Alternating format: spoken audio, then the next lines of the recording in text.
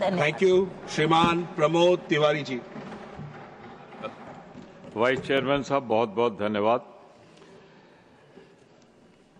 ये अजीब इत्तेफाक है कि इस योजना को, जो दुनिया की विशालतम योजना है मजदूरों के लिए, किसानों को लाने के लिए, जिसकी प्रेरणा से चेयरपर्सन आज की सोनिया गांधी जी की प्रेरणा से योजना आई थी, मैं यही कह सकता हूं, आज वो इस सदन की सदस्य हैं।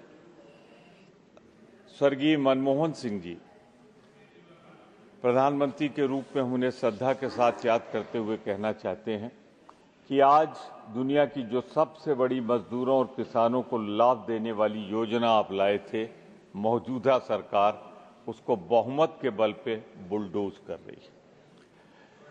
बड़ी साफ और स्पष्ट सी बात है कि ये बिल सिर्फ नाम बदलने का मामला नहीं है, बल्कि सरकार द्वारा ऐसी शर्तें लगा दी गई कि मनरेगा को खत्म करना है। मानवर, इसकी कानूनी पहचान से छेड़छाड़ संवैधानिक भावना के विपरीत है। हमारी कोशिश थी हर हाथ को काम दो, काम को पूरा दाम दो, और ये नए बिल से मनरेगा की आत्मा का समापन कर रहे हैं।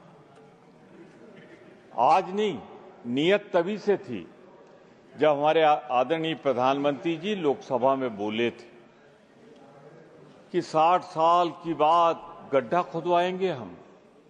अरे ये स्मारक है, इसको तो हम गाजे बाजे के साथ सुनाएंगे। ये तो कांग्रेस की स्मारक बनेगी योजना की, और वही स्मारक अगर न होती तो शायद कोविड के जमाने में लाखों घरों में चूल्हा न जलता। मानवर, 2015 में ही प्रधानमंत्री जी ने इसे कहा था। मेरी समझ में नहीं आ रहा, आज कर्ज के बोझ से उत्तर प्रदेश सहित तमाम प्रदेश दबे हुए हैं। राज्यों के पास अपनी रोजमर्रा की जरूरतें पूरी करने के लिए, हम चूंकि राज्यों का प्रतिनिधित्व करते हैं, पैसा नहीं, तो वो कहां से जो 10% नहीं दे पा रहे थे, अब वो 40% कैसे देंगे? यानी 60% अब केंद्र, 40% वो, तो रोक दिया आपने एक तरीके से। बकाया कितना है? हमारे दिग्विजय सिंह जी ने, सुरजेवाला जी ने, मुकुल वासनिक जी ने और सदस्यों ने सारे आंकड़े दिए, मैं आंकड़ों पे नहीं जाना चाहता। पहले मनरेगा कानून में रोजगार मांगने का कानूनी अधिकार था, अब 1 से 25 दिन की सीमा तय करके इसे सप्लाई ड्रिवन कर दिया गया है। मानवर, इसको ऐसा बना दिया गया है कि लागू न रह सके।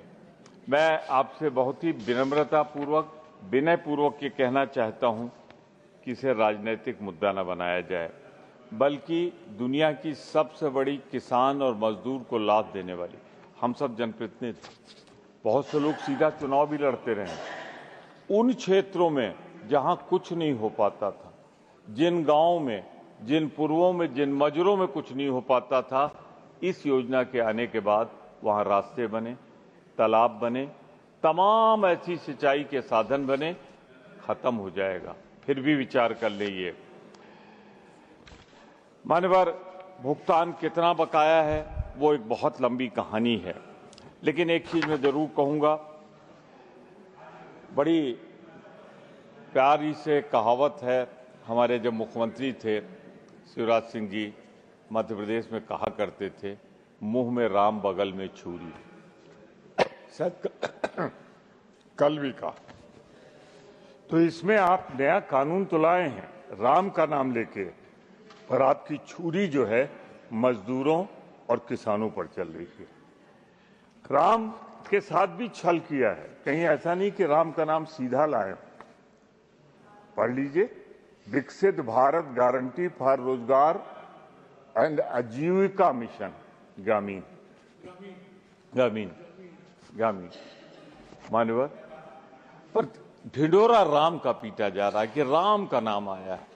राम का नाम तो नहीं आया, पर गांधी का नाम मिटाया गया है।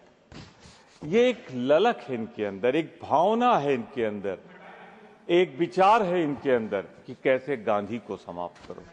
अरे गांधी को न समाप्त कर पाए हो, न जब गोडसे नहीं कर पाया तो आप क्या समाप्त करोगे।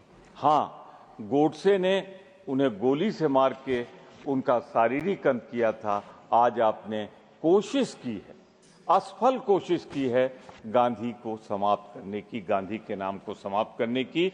भारत की जनता इसे माफ नहीं करेगी आपको। यह हमारा वादा है, ये वचनबद्धता है, कर लीजिए आप। लेकिन जिस दिन हम सत्ता में लौट के आएंगे, गांधी का नाम भी होगा और मनरेगा उसी स्वरूप में आएगी। यह हमारा वादा है, यह हम वचन देते हैं।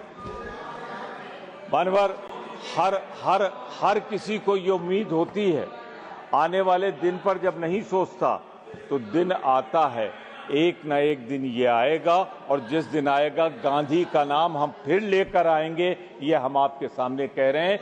आपकी गोडसेवादी जो प्रवृत्ति है इसको खत्म करेंगे और यही नहीं, ये जो 40% आपने लगाया है इसको खत्म करके 10% करेंगे। मानवर, मैं बहुत ही दुखी मन से ये जरूर कहना चाहता हूं कि कुछ योजनाएं ऐसी होती हैं जो कालजयी होती हैं। सरकारें आती हैं, जाती हैं, पर उन्हें समाप्त नहीं किया जाता है। पर इस योजना को समाप्त करके आप इस सरकार को कहीं से छोटा नहीं दिखा सकते जो उस समय थी, बल्कि आप किसानों का, मजदूरों का एक बहुत बड़ा हित करने जा रहे हैं। मत रहिए अहंकार में। मैं फिर आपसे अपील करूंगा, पुरजोर अपील करूंगा, इस पर विचार करिए और इसे कमेटी में दे दीजिए। हम भी तो जब कानून लाए थे, आप विपक्ष में थे, आपकी मांग पर हमने जिस कानून के द्वारा इसको बनाया था उसके पहले कमेटी में ले गए थे। काफी खुलकर विचार विमर्श हुआ था। इसमें आप इस तरह चोरी छिपे क्यों लाए? क्यों आप कमेटी में नहीं ले जा रहे? कमेटी में ले जाएंगे, बहुमत आपका होगा वहां वही जो सरकार चाहेगी, लेकिन सब विचार तो आ जाते, पर आप विचारों को भी नहीं आने देना चाहते। इसलिए मैं इतना जरूर कहना चाहता हूं आपसे, जो आप कर रहे हैं ये देश के खिलाफ है और जो देश के खिलाफ है उसे करने के पहले 10 बार आपको सोचना चाहिए था। अब कम से कम सोच लीजिए, ये मैं आपसे कहना चाहता हूं। मनरेगा सिर्फ गांव में एक ऐसी योजना थी, मैं अपने अनुभव के आधार पर कह रहा हूं, जो बहुत से असंभव कार्य जिला योजना में फंस जाते थे, राज्य से स्वीकृत होकर नहीं आ पाते थे, उसे पंचायत स्तर पे हम प्रस्तावित कर लेते थे, विकास खंड के स्तर पर उसको लाकर हम उस काम को पूरा कर देते थे। लेकिन आज अगर दिल से पूछा जाए तो मैं जानता हूं कि हमारे जो मंत्री जी हैं ये स्वयं इसको नहीं लाना चाहते होंगे, लेकिन करें क्या, पर मजबूर हैं। अब वो मजबूरी के चलते यहाँ आ गए, अब यहाँ से और कहीं नहीं जाना चाहते तो उनको लाना पड़ा। लेकिन उनका बस चलता तो इस योजना को शिवराज सिंह जी कभी नहीं लाते, क्योंकि वो जानते हैं मुख्यमंत्री के रूप में ये कितनी सहायक है। पर मेरी हाथ जोड़कर एक प्रार्थना है, सत्ता आती है, सत्ता जाती है। ये क्या प्रवृत्ति है आपकी कि आप आए, सबसे पहले जो संसद भवन घूमने भी आता था, संसद तो छोड़िए, हमें तो कोई प्रतिकार करना होता था हमारे खिलाफ या हम गांधी की मूर्ति के नीचे बैठ जाते थे, गांधी के सामने खड़े हो जाते थे। आपने सबसे पहले गांधी की मूर्ति हटाई, संसद भवन के सामने ले गए आप कहीं और। फिर उसके बाद गांधी का नाम हटाया योजनाओं से।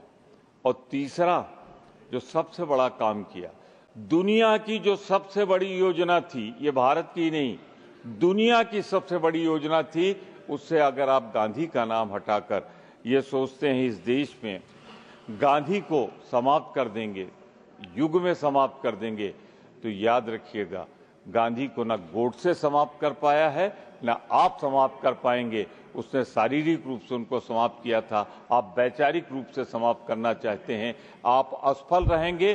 भारत का एक एक नागरिक ऋणी है अपने राष्ट्रपिता का, जिन्होंने इस देश को आज़ादी दिलाई। ये अलग बात है कि जब आज़ादी की लड़ाई चल रही थी तो हम गांधी के साथ खड़े थे पार्टी, आप अंग्रेजों के साथ खड़े थे। और आज फिर छल कपट, फिर छल कपट, फिर छल कपट, फिर छल कपट। मैंने इसीलिए जाते जाते कहा है कि इनकी नींद टूट जाए। और इसीलिए मैंने कह दिया है कि अब थोड़ी देर इनकी जो नींद है टूटी रहेगी, अपने जो मातृ संगठन उसका पत्र पढ़ लेंगे जो ब्रिटिश शासन को दिया थैंक यू। मैं एक बार फिर से कमेटी में भेजने श्रीमान डेरेक ओब्रेट जी, श्रीमान जी के वासन जी।